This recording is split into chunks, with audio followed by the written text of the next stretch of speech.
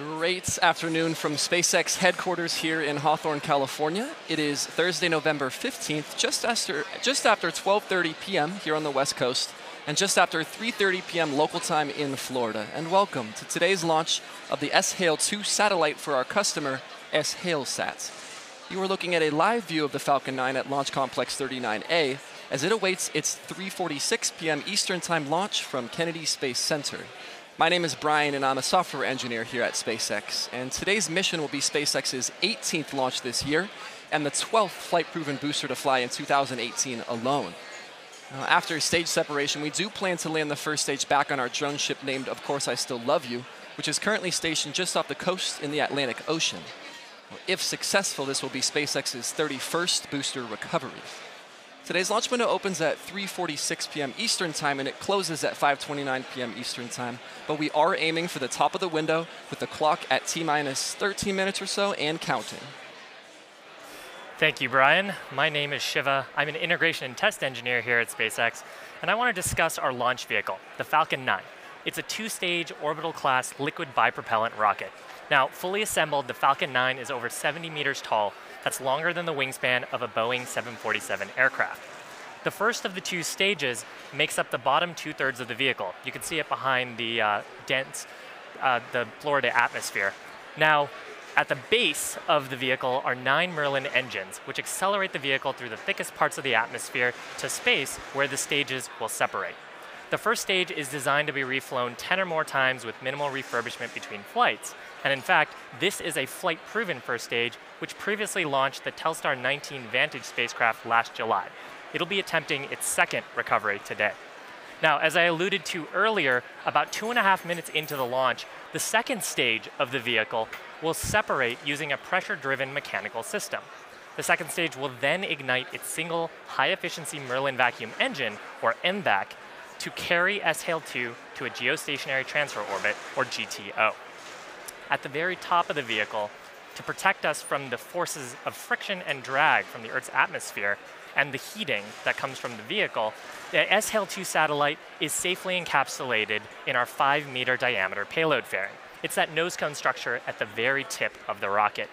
Once we're out of the Earth's atmosphere, the fairing halves will jettison back to the planet, but we won't attempt to recover them today as our fairing recovery vessel, Mr. Steven, is on the West Coast. Finally, this large white truss structure that you see on the side of the vehicle is called our transporter erector, or TE. As the name suggests, it rolls the Falcon 9 to the launch pad and raises it to the vertical position. It also provides critical electrical power, launch fluids, and ground communication to the satellite and Falcon 9 until the vehicle switches to its internal power. The TE will retract slightly at liftoff, clearing the way for Falcon 9's ascent. So Falcon 9 rolled out to the pad in a horizontal configuration on that T that Shiva just mentioned, and it was mated to the Es'hail-2 payload at that point. That happened about 15 hours ago, the rollout procedure. About 6 hours after rollout, we went vertical into the configuration that you see on your screen now. Now, in this final configuration for flight, the launch director then gives a go or no-go pull to begin the prop loading procedure, a very important milestone before we launch. That go or no-go pull was at T-minus 1 hour, and then we actually began loading propellants around 25 minutes ago at T-minus 35 minutes. Now, for our fuel, remember that Falcon 9 uses kerosene, or RP1, rocket propellant 1. For oxygen, for our oxidizer, we use liquid oxygen in the liquid phase. But in order to complete the fire triangle, we do need an igniter fluid, and for that, Falcon 9 uses something called TTEB. Now, you'll see that at T-minus 0 via that telltale green spark right before the rocket takes off. That's that TTEB, that igniter fluid. Now, regarding the status of the propellant load itself, fuel is nearly fully loaded on stage 1 and is full on stage 2. Liquid oxygen is about 80% or so on stage 1 and about 60% or so on stage 2. But once all the tanks are full, both stages will continue to be topped off with propellant until about T-minus 2 minutes. And we do that to keep the temperatures as cold as possible. The lower the temperature we can bring it to means it's a denser fluid, which allows us to fit more propellant into the same size tanks of that rocket. Now, while those two were propellants, we also have pressurant on board. We need something that will push the propellant through the rocket engines before they light. That is very similar to a fuel injector on a car. Now, we use pressure instead of injection to push that fuel and LOX in, and the pressurant that we use for that is helium gas. Now, helium began loading into the onboard tanks before the webcast went live, but just like the fuel and just like the oxidizer, this loading and top-off process will continue with the helium until about 1.5 minutes before launch. The last milestone that's prop-related that we like to hit before liftoff is the engine chill procedure. And that's pretty simple. It's basically just where we open up the valves between the tanks and the engines, and this allows us to flow a little bit of cold liquid oxygen to the turbo pumps so that they begin to drop in the temperature before that full flow of the super chill propellant begins at liftoff. All right, and today we are launching Es'hail-2 for our customer, Es'hail-Sat. Now, with the success of Es'hail-1, which entered service in December of 2013, demand for satellite services in the Middle East and the North Africa region has continued to grow. Es'hail-2 answers the demand for global connectivity by further boosting broadband delivery and broadcasting in Qatar and the entire region. Now, for those on the ground, that translates to secure communications for the business and government sectors, as well as reliable, high-quality, direct-to-home television content and more. And in order to advance space technology development in Qatar, Es'hail-Sat has initiated development of new technology for the Qatar Amateur Radio Society. As part of that initiative, Es'hail-2 will enable the Radio Amateur Satellite Corporation's first ever geostationary communication capability. That's going to connect users across the globe in real time, and it's expected to usher in a new exciting era for radio amateurs in the 21st century. Let's take a look at a video from Es'hail-Sat about their satellite. In 2010, the Qatar satellite company, Es'hail-Sat, was established to manage and develop a sustainable national satellite industry, entering into a strategic partnership with Eutelsat to operate a high-capacity satellite for Qatar's broadcasting, telecommunication and internet services. And Space Systems Loral was selected to build the first high-performance satellite, Es'hail-1. It would take 3 years to build and weigh approximately 6 tons, eventually orbiting 36,000 kilometers above the Earth's surface. Space Systems Loral provided Es'hail-Sat with an intensive 2-year satellite engineering internship program for 4 engineers to become the country's first satellite engineers. In 2012, Ariane Space was selected to launch Es'hail-1 from the French Guiana spaceport. And Es'hail-1 entered into service on Qatar National Day 2013, with Es'hail-Sat's 24/7 management center in Doha monitoring TV channels, business and data services. In 2014, Es'hail-Sat selected the Mitsubishi Electric Company to build its second satellite. And in 2015, a state-of-the-art teleport facility began construction in Doha, which is now nearing completion and set to open by the end of 2018. Meanwhile, the Mitsubishi Electric Company completed work on Es'hail-2 and shipped it to SpaceX, Cape Canaveral, Florida. Now, Es'hail-2 is ready for launch, and the journey of Es'hail-Sat will continue. Es'hail-Sat, space to deliver your vision. All right, now that was a great video from Es'hail-Sat, and we're very excited to fly that exact payload from the video just 4 minutes from liftoff here. Now, Falcon 9 is moving into the final stages of the countdown as we speak. Today's launch window is 113 minutes long, about 2 hours, and if for some reason we can't launch today, a backup is available tomorrow, Friday, November 16th at 3:48 p.m. Eastern Time, about 24 hours from right now. Looping back to the earlier status updates, the first and second stages are basically fully loaded with fuel and with oxygen, totaling over 1 million pounds of fluid at this point. They are in their top-off procedures. Remember, that will continue till around T-minus 2 minutes, and that's just to keep everything as cold as possible. Regarding the internal systems, avionics, communications, guidance and control, those are healthy, and we are currently tracking no issues with the Falcon 9 rockets. The second thing we like to check on is the payload. Es'hail-2 itself has transitioned from external to internal power on board its own batteries, and they are currently tracking no issues as well. The third and fourth, the weather and the range, we always like to check on these because they are crucial to the successful launch. Weather balloons are released about every 10 minutes, and we saw some thick clouds and some cumulus clouds, but those have cleared and weather is go for launch. And that fourth item, the range, an ever-important purpose. They have cleared the surrounding ground, water, and airspace, and they are go for launch as well. Now at this T-minus 60-second mark, as we come in a few minutes, it's a pretty interesting thing that happens. Listen in for the announcement that the Falcon 9 is in startup. Now that implies the vehicle state machine has transitioned to the place where all of the onboard flight computers have fully taken over the vehicle. There are no more humans in the loop at that point. So the onboard autonomy, the software that I enjoy working on, is in complete control of the vehicle. So that's a neat transition from the humans in the loop to the machines in the loop for the 60 seconds before launch. So as we near that T-minus 0 mark, let's listen into the terminal countdown nets.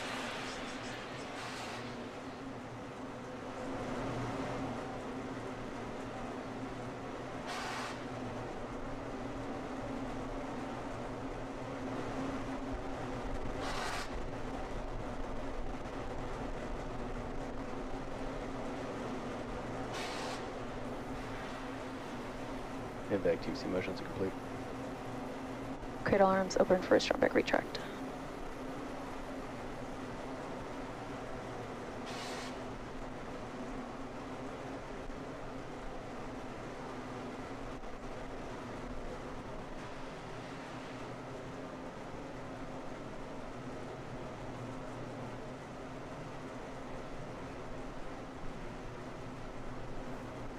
Pogo bleed verification. Stage 1 locks close up.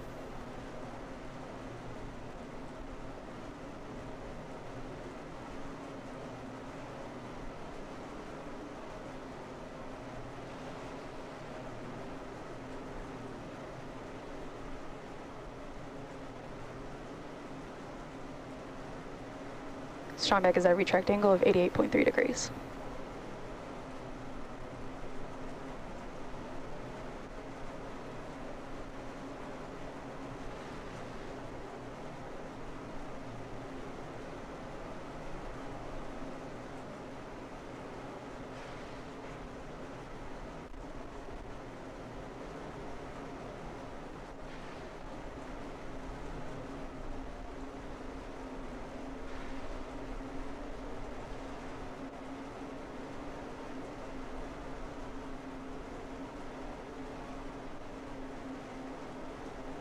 Stage 2 locks low complete.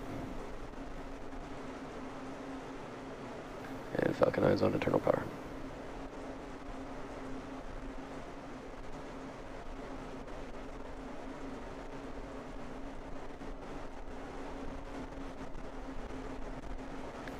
Ground gas closeout starting.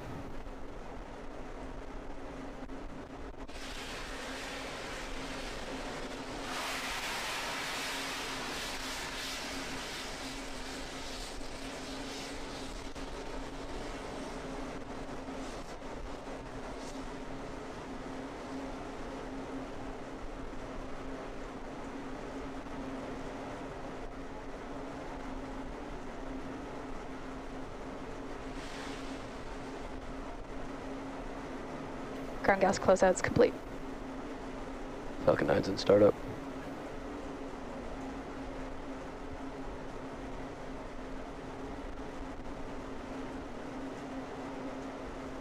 Stage 2 press for flight.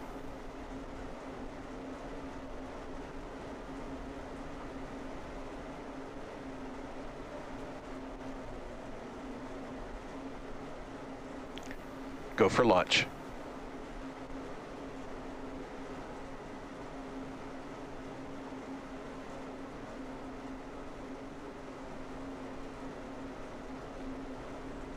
Stage 1 coming up to startup pressures.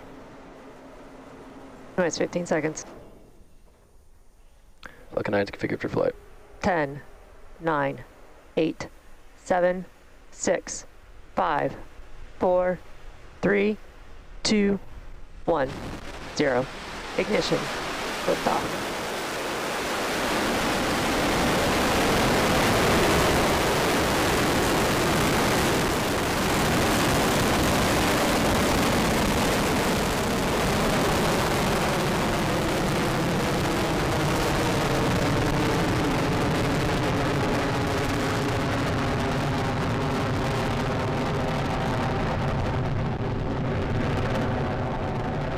The checkout range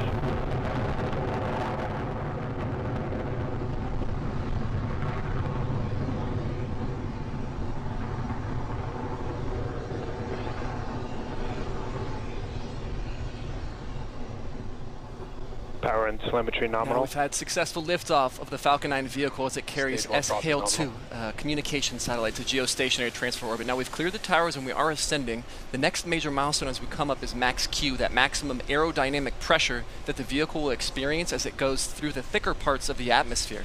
As we get higher, the density of the atmosphere decreases and there's less and less load on the vehicle. You should hear the call out for that soon.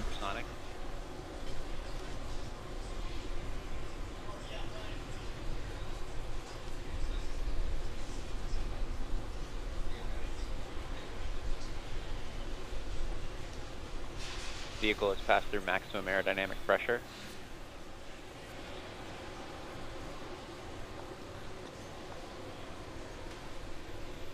And we've had max Q, so again, decreasing pressure on the vehicle as we continue to ascend through the thinner parts of the upper atmosphere. Now we're coming up on a sequence here where a few events will happen in very short succession.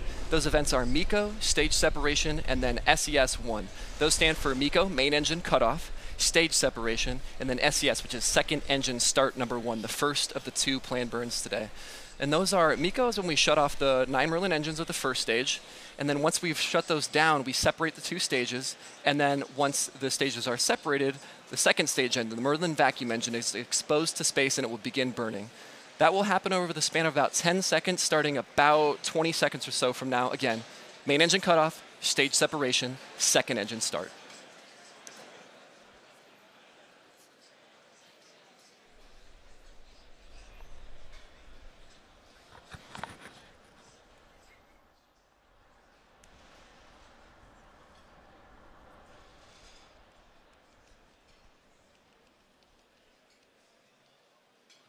MECO, we have stage separation. Stage separation confirmed.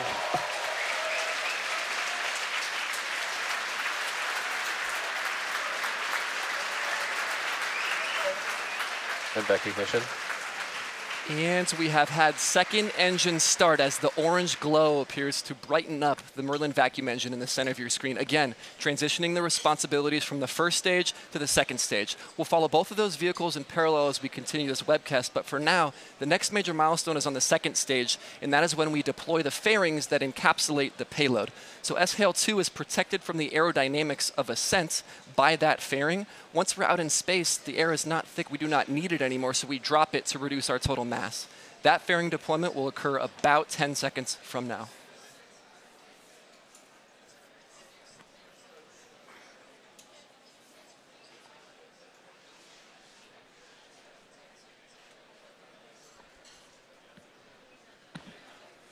Fairing separation confirmed.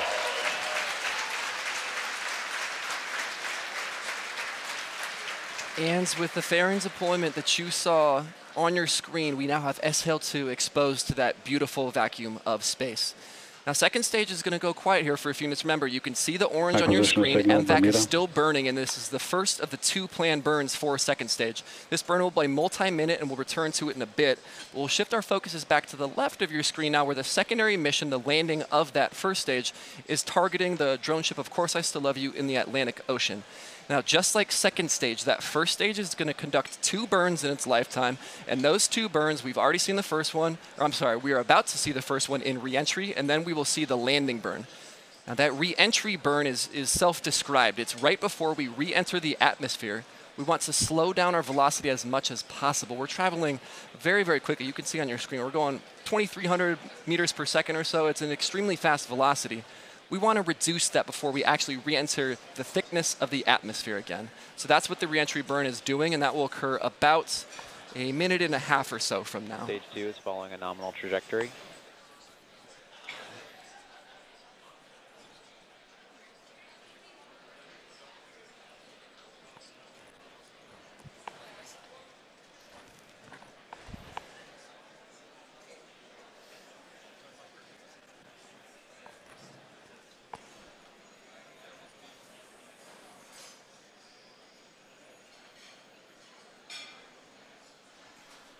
Now, if you're just tuning in, we've had successful ascents of the 2 stages. They have separated. Second stage is continuing on with Es'hail-2.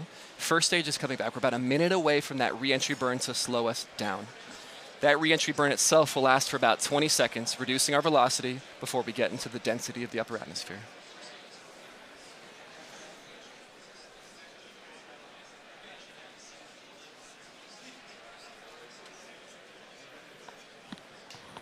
few seconds away now. It's interesting to note, as you can see on the left side, we are actually engines facing the incoming air. So we're going engine first, and that's why the burn does slow us down.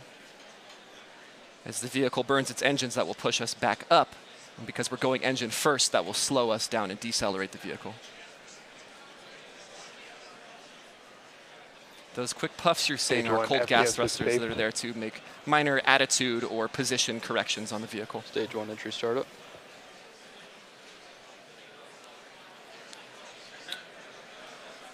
And that footage is being sent down from onboard cameras in space. So you can see through the choppiness there that the entry burn has started. Remember, 20-second burn in total for the reentry.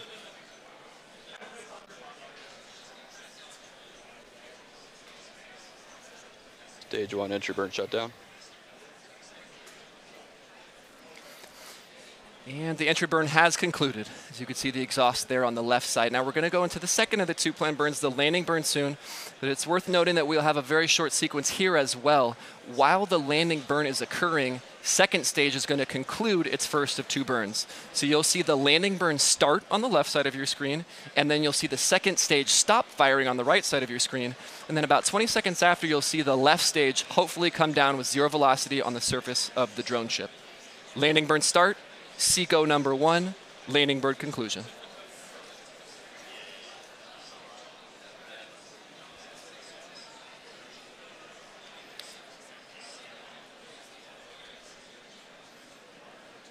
And we're about 30 seconds out again. Landing burn, SECO 1, and then landing conclusion. That feed is intermittent. If it does come back, it will show up and pip on screen.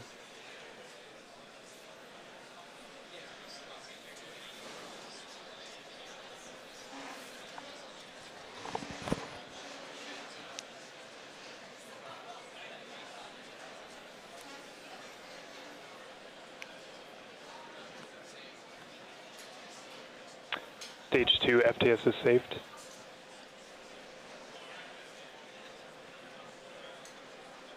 Landing bird startup.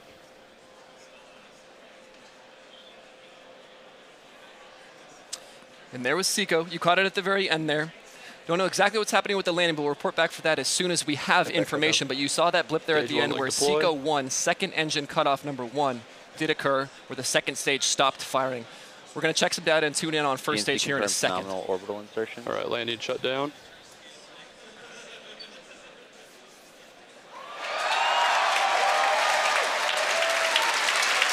Falcon signal tape. Falcon on the drone ship.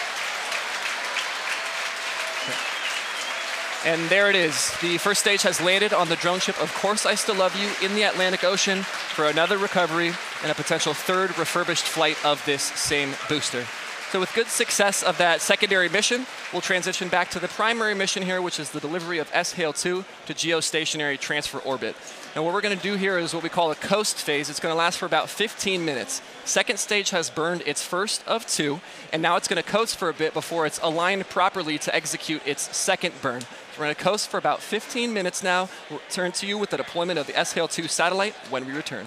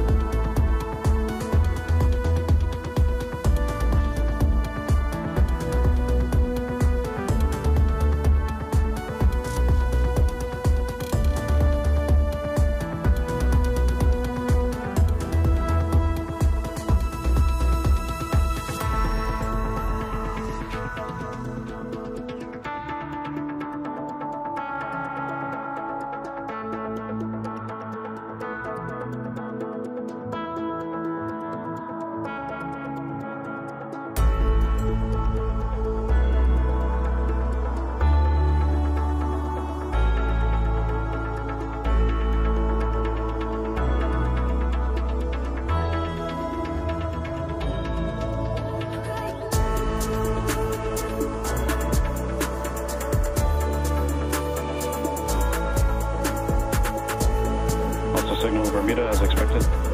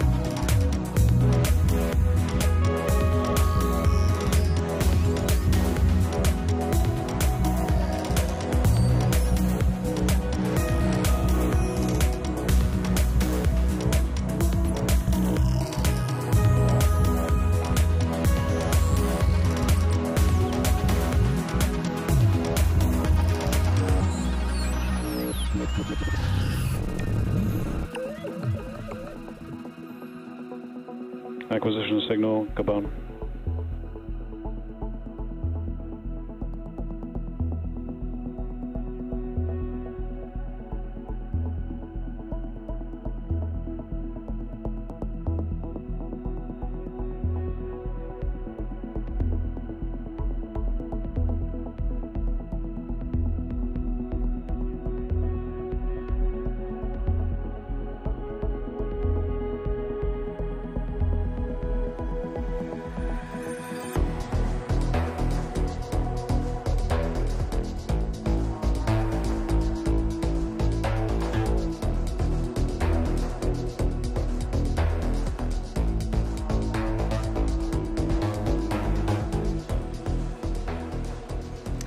Welcome back to SpaceX's launch of the Es'hail-2 satellite.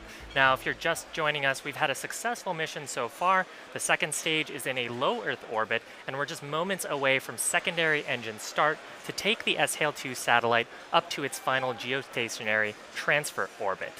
That's coming up in about 40 seconds. So let's watch for SES-2.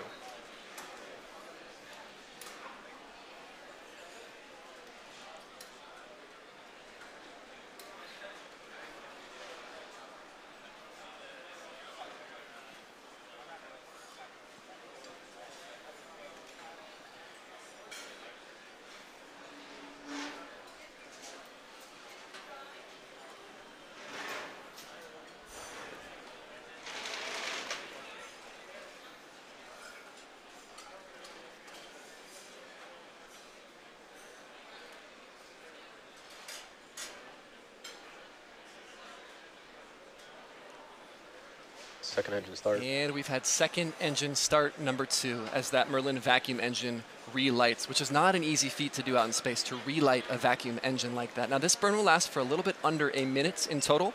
So we're going to burn through about T plus 27 minutes and a half or so, at which point we'll reach SECO-2, or second engine cutoff number 2.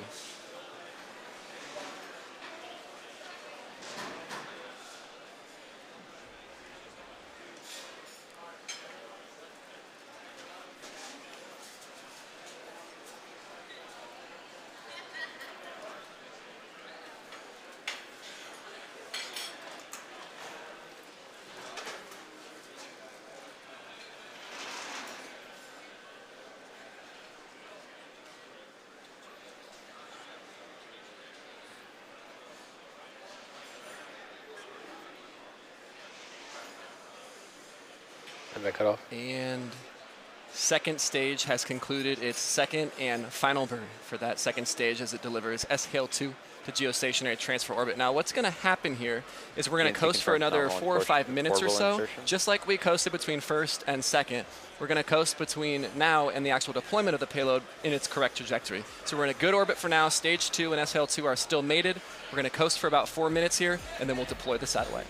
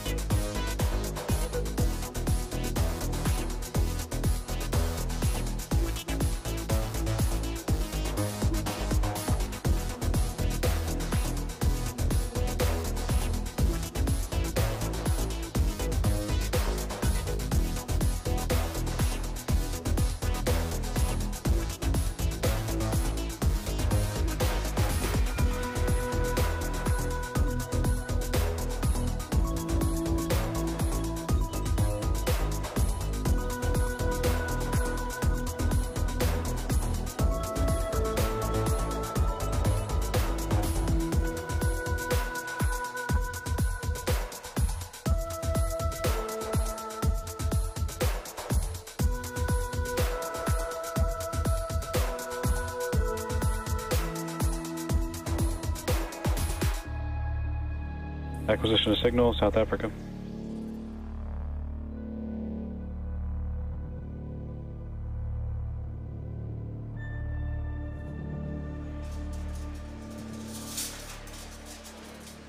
Welcome back to our webcast. Now, if you're just joining us, it's a great day for the second stage. We just finished SES-2 and are moments away from deploying the Es'hail-2 satellite into its geostationary transfer orbit.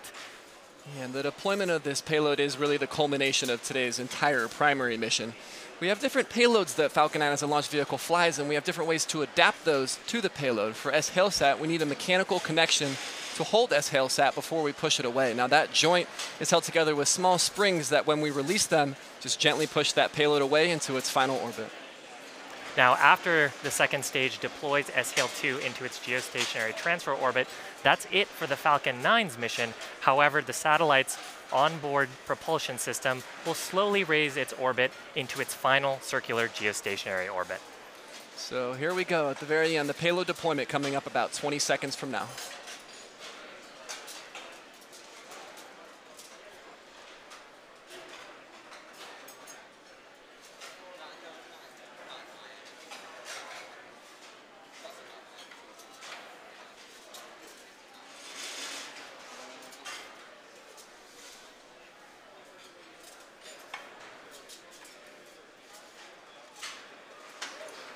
Spacecraft separation confirmed.